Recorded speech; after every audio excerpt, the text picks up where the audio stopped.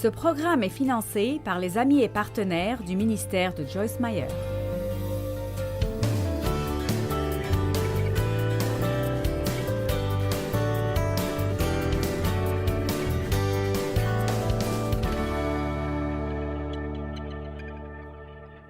Bien, aujourd'hui, je veux vous parler d'avoir le courage d'être différent. Amen.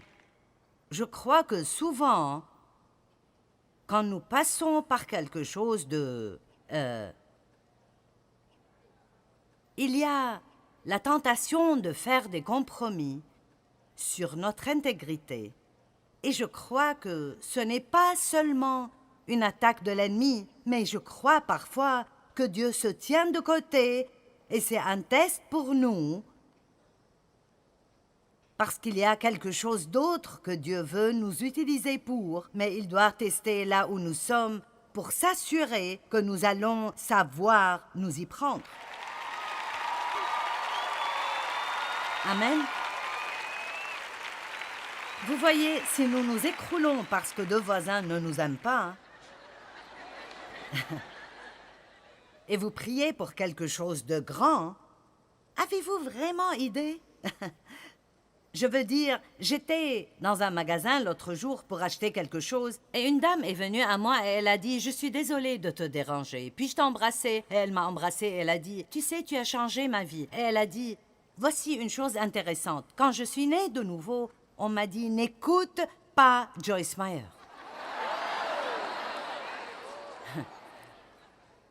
Et je suis contente que j'ai écouté de toute façon. Et vous savez, j'ai pensé... Des choses comme ça avaient l'habitude de me blesser, mais maintenant, je ne sais pas, Dieu m'a couvert. Je sors et je pense que tout est bien, vous savez. Et...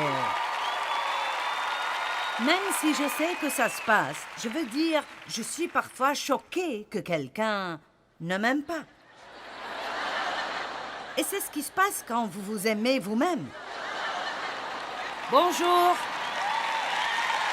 J'ai dit, c'est le genre de choses qui se passent quand vous vous aimez.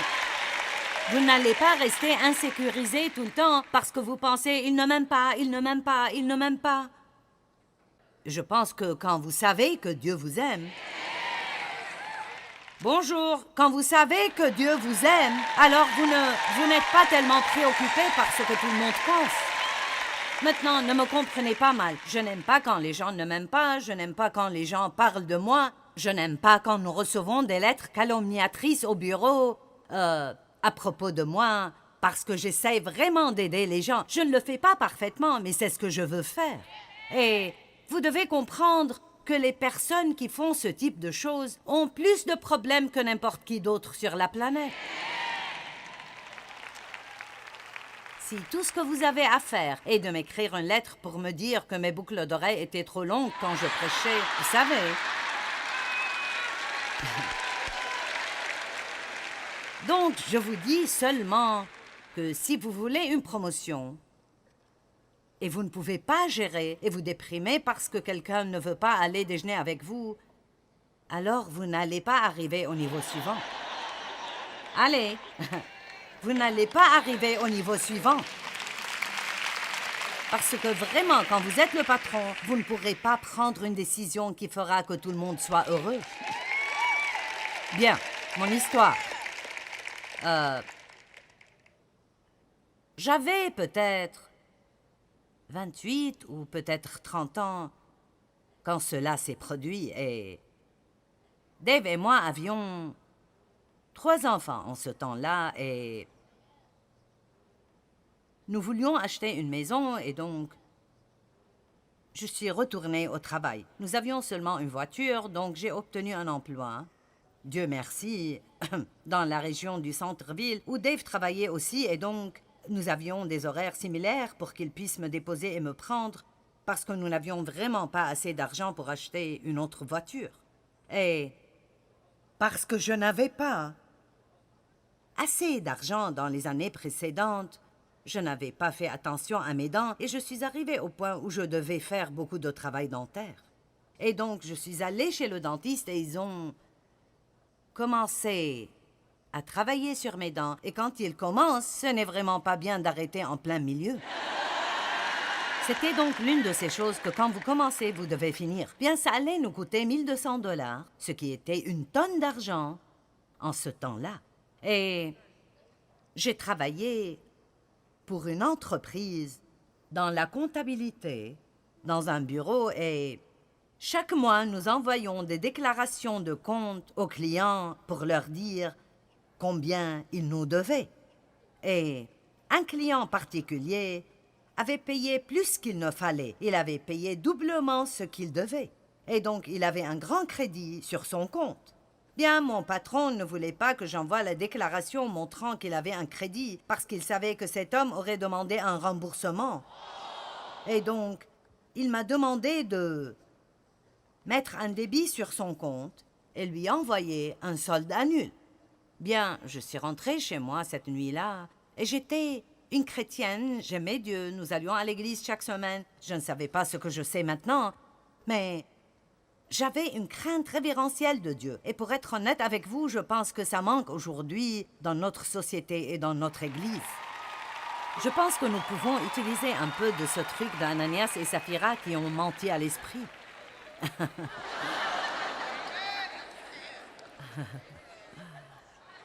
Ananias et Saphira ont menti au Saint-Esprit et ils sont morts. Et il est dit, une grande crainte saisit toute l'Église. Nous avons besoin d'arrêter de penser que c'est acceptable de mentir et d'avoir des relations sexuelles avant le mariage.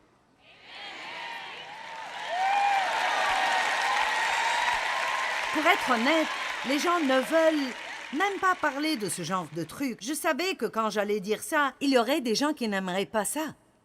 Mais vous savez, je ne suis pas appelée à vous dire ce que vous aimez entendre. Je suis appelée à vous dire ce que vous avez besoin d'entendre.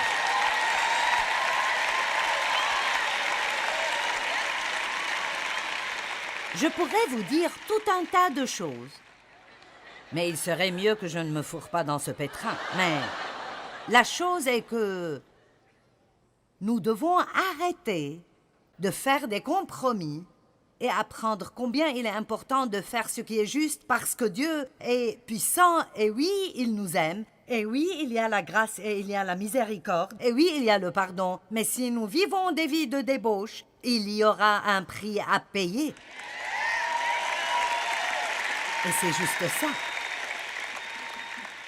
Et donc, je suis rentrée chez moi et j'étais tourmentée. Que dois-je faire? Que dois-je faire? Que dois-je faire? Eh bien, vous savez, je savais déjà ce que je devais faire. Combien d'entre vous savez ce que vous devez faire? Nous sommes beaucoup plus intelligents que nous n'agissons. C'est comme, ce n'est pas que nous ne savons pas quoi faire, c'est juste que ce que nous voulons faire ne correspond pas toujours avec ce que nous devons faire. Donc, je savais que je devais aller dire à mon patron, « Je suis désolée, mais je ne peux pas faire cela. Je suis chrétienne, je suis croyante, et c'est juste ça. » Et lui ne l'était pas. Et donc, je savais qu'il n'allait pas comprendre ça. Et je savais que si je faisais ça, c'est comme si je leur volais leur argent. Et donc, bien sûr, la peur est venue. Et nous parlons de la peur. La peur est venue. Tu vas perdre ton emploi. Tu vas perdre ton emploi. Et tu t'es déjà engagé pour ce travail dentaire. Qu'est-ce que tu vas faire? Et si tu vas chercher un autre emploi, il ne sera probablement pas dans la zone où Dave travaille. Et comment vas-tu aller au travail? Et vous voyez, chaque fois que nous essayons de nous lever et de faire la bonne chose, la peur nous attaque avec tous les « et si ». Et c'est pourquoi nous avons besoin de faire confiance à Dieu et de dire « Je ne peux pas me casser la tête avec les « et si ». Si ta parole est vraie et que je fais la bonne chose, alors tu prendras soin de moi. Tu prendras soin de moi. Si tu traverses les eaux, ils ne t'emporteront pas. Si tu marches dans le feu, tu ne te brûleras pas. Car je suis avec toi. Donc, je suis allée le lendemain tôt parce qu'il a l'habitude d'arriver tôt et je tremblais et tremblais. Et je suis allée dans son bureau, j'étais tellement nerveuse. Et je lui ai dit, écoutez, je sais que vous n'allez probablement pas aimer ça, mais je ne peux pas faire ce que vous m'avez demandé de faire avec le compte de cette personne.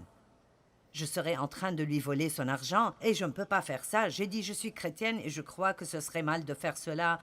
Et vous savez, il a juste dit, bien, va dans ton bureau et retourne au travail. Donc, toute la journée, j'attendais. Je m'attendais à le voir sortir et me virer. Juste avant l'heure de sortie, il a plaqué cet extrait de compte sur mon bureau et il a dit, envoie-leur un chèque. Et donc...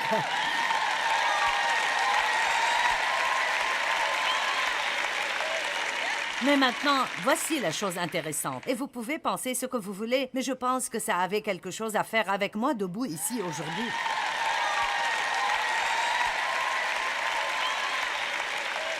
Vous voyez, vous ne savez pas ce que vous allez rater et que Dieu veut faire dans votre avenir si vous faites un compromis maintenant.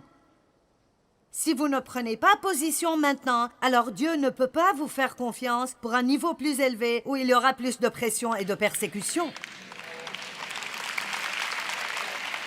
Bien en résumé, il a vendu l'entreprise à quelqu'un d'autre et chaque année, et pour des années après cela, il m'envoyait un cadeau à Noël. Et j'ai été promue dans cette société jusqu'à arriver à être la sous-directrice de toute la société. J'étais responsable de l'entrepôt, de tous les conducteurs de camions et je ne savais même pas ce que je faisais. Et Dieu... Je veux dire, je regarde en arrière et je pense, comment est-ce que cela est arrivé? Vous voyez, Dieu peut vous mettre dans des endroits où vous n'avez absolument aucune capacité naturelle d'y être si vous le servez simplement de tout votre cœur et faites du mieux que vous puissiez faire pour être une personne honnête.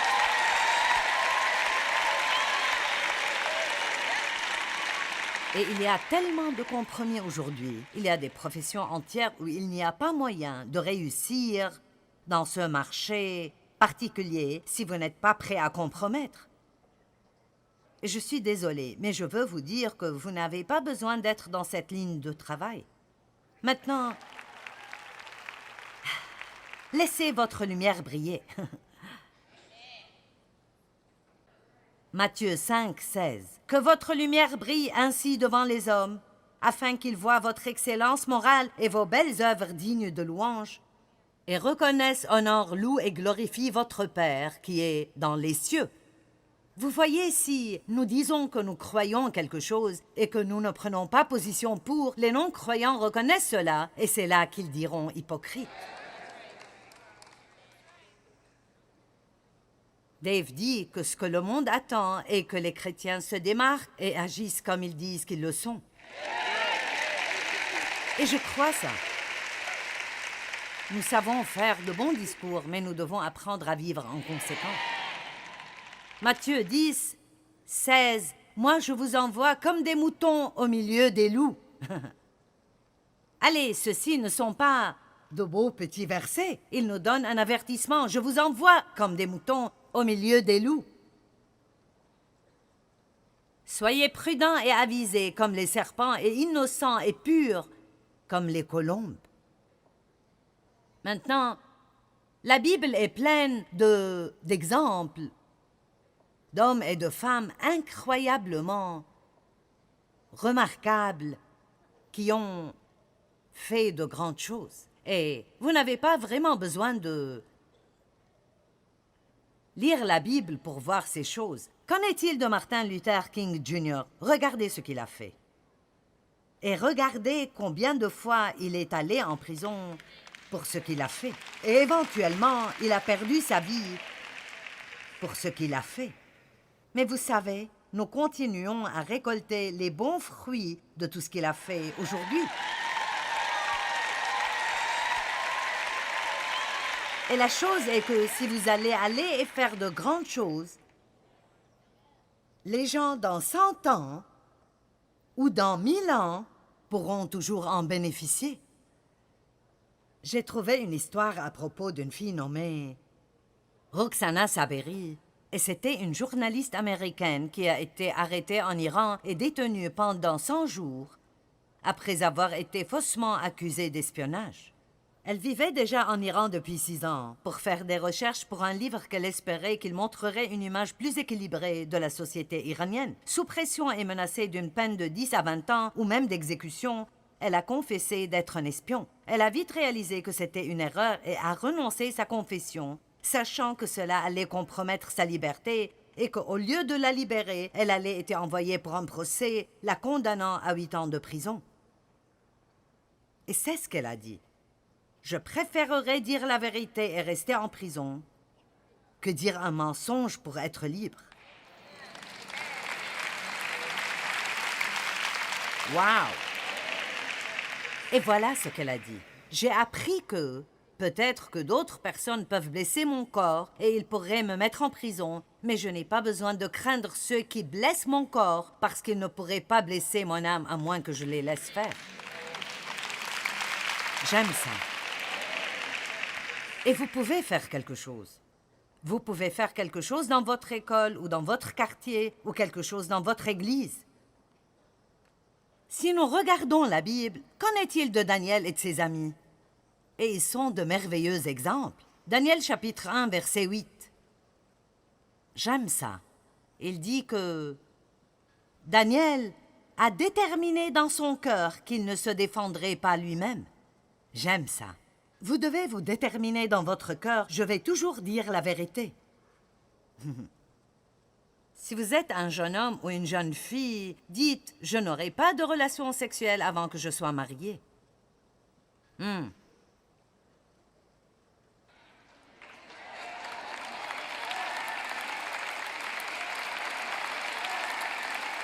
Oh! Bien, tout le monde le fait. Eh bien, c'est exactement le problème. Tout le monde le fait.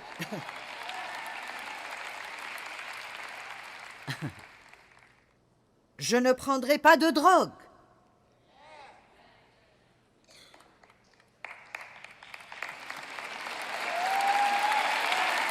Ma petite fille a 15 ans, elle s'appelle Émilie.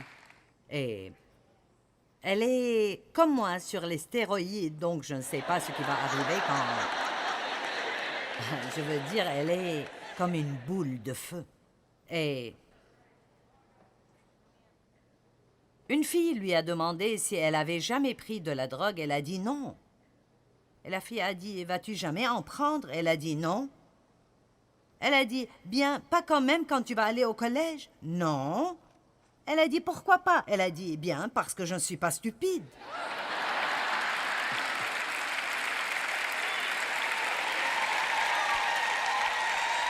Allez! La chose est que nous pouvons faire des compromis parce que tout le monde le fait. Mais après, tout le monde ne va pas payer pour votre mauvaise décision qui va chambarder votre vie.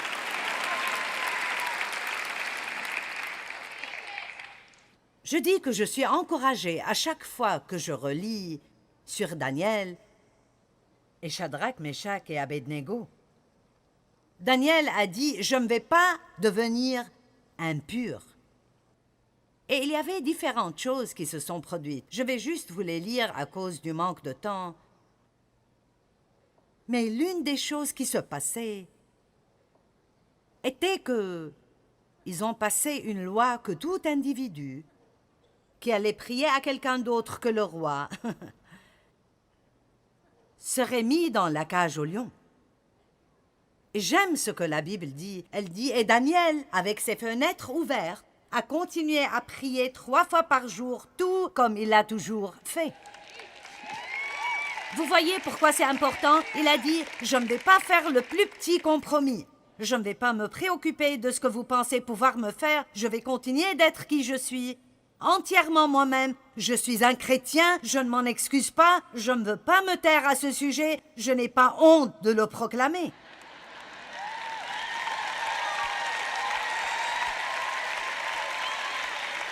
Vous pouvez juste faire ce que vous voulez et je vais faire confiance à Dieu. Daniel a été mis dans la cage au lion. Il s'est couché et a fait une sieste. Dieu a envoyé un ange pour fermer la gueule des lions. Et le roi ne voulait pas voir Daniel souffrir parce qu'il l'aimait vraiment et le respectait. Mais parce qu'il avait donné sa parole qu'il ferait cela, il devait le faire. Et si vous lisez toute l'histoire, elle dit que lorsque Daniel est sorti de la cage, le roi s'est réjoui et il a fait un décret que personne ne pourrait servir un autre Dieu que le Dieu de Daniel.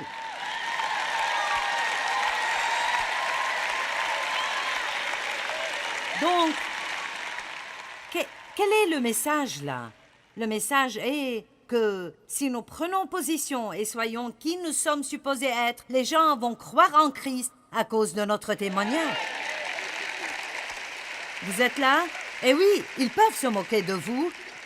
Ils peuvent ragoter à votre propos, ils peuvent vous rejeter, mais quand ils tomberont dans des problèmes, ils sauront où ils peuvent aller pour avoir des réponses pour leur vie. Et nous sommes dans un temps dans notre société où les gens cherchent désespérément d'avoir des réponses et vous devez vous assurer que vous avez payé le prix pour être quelqu'un chez qui ils peuvent venir en temps de besoin.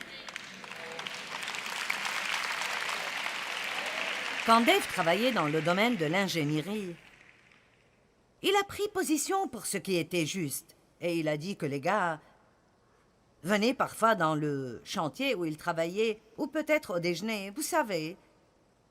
Ils essayaient de lui raconter une blague indécente et il m'a raconté qu'il a dû dire à un gars « Pourquoi fais-tu ça? Je ne veux pas entendre ce truc. » Et vous n'avez pas à rester là et permettre aux gens de vous remplir d'ordures parce qu'ils sentent qu'ils veulent le faire. Dites, vous savez quoi? Je ne veux pas entrer dans ce genre de conversation. Je ne veux pas entendre des blagues indécentes, ni des ragots. Et s'ils ne veulent pas manger avec vous, allez vous asseoir quelque part et manger avec Dieu. Ne vous inquiétez pas pour ces trucs. Alors, ils ont dit différentes choses à son propos, mais Dave s'en foutait vraiment carrément. Il ne se soucie pas de ce que les autres pensent. Mais il a dit que quand leur mariage souffrait, quand ils ont reçu le rapport qu'ils avaient le cancer, ils venaient toujours à lui et disaient « Je me demande si tu peux me parler, Dave. Ma femme m'a quitté. Je me demandais si je peux te parler, Dave. Je viens d'avoir un mauvais rapport du médecin. » Vous voyez, nous devons être prêts à être quelqu'un chez qui les gens peuvent venir quand ils sont désespérés, parce que si vous pensez que le monde n'est pas sur le point de tomber dans le désespoir, vous allez avoir des surprises. Mais voilà la bonne nouvelle. Dieu va prendre soin de nous.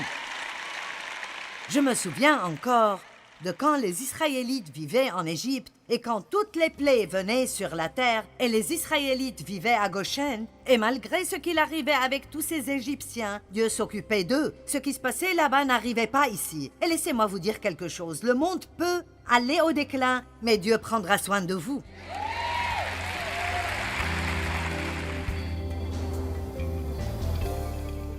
Vous savez, la peur peut être un vrai problème dans nos vies, mais ça n'a pas besoin de l'être. Je crois que Dieu nous remplira de courage, qui nous aidera à tenir ferme contre toute peur qui vient à notre rencontre si nous le lui demandons. La Bible dit « Plus grand est celui qui est en nous que celui qui est dans le monde ». Et je veux juste vous dire que vous pouvez vivre courageusement. Vous pouvez avoir une grande vie, vous pouvez faire face à des choses que vous n'auriez jamais pensé que vous pourriez confronter et faire des choses que vous n'auriez jamais pensé pouvoir faire.